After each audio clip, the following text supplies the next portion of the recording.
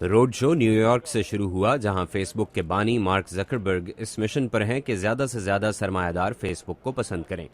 Even from very early on when we were just building this thing for one school, there was this concept of what it could turn into. We just weren't sure then that we would be the ones who did it.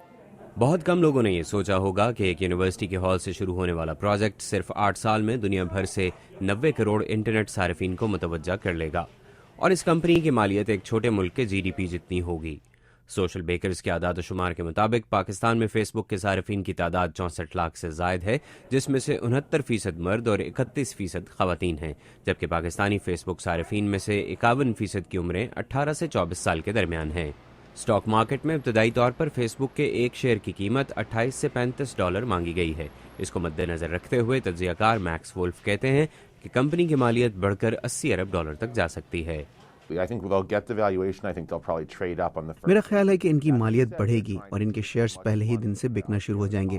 مگر ہر کوئی اس سے متفق نہیں کہ face بک میں سرمایہ کاری منافع بخش ہوگی.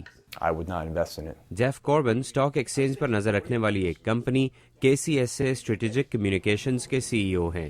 وہ کہتے ہیں کہ کمپنی کے ایڈورٹائزنگ ریونیو کو دیکھ کر اندازہ ہوتا ہے کہ اس کی مالیت کافی کم ہے.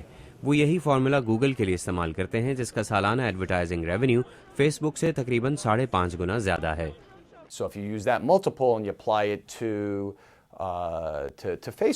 تو اگر آپ ضرب دینے کا فارمولا فیس بک کے لیے استعمال کریں جس کا منافع تقریباً $40 کروڑ ہے، اب آپ اسے 5.5 سے ضرب دیں تو بھی اس کی مالیت 20 سے $25 ارب ہوگی، لیکن 100 ارب نہیں.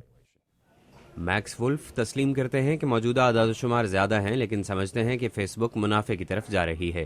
لیکن کوربن کا کہنا ہے کہ عام سرمایہ کاروں کو بھی انتظار کرنا چاہیے.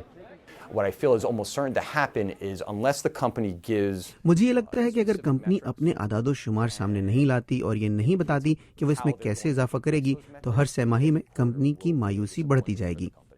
فیس بک روڈ شو کے ذریعے ملک بھر کے بڑے شہروں میں جا کر اس طرح کے سوالوں کا جواب دے گی. توقع کی جا رہی ہے کہ فیس بک سرکاری طور پر 18 مئی سے نیو یارک اسٹاک ایکسچینج میں شامل ہو جائے گی. محمد عاطف، اردو VOA، واشنگٹن.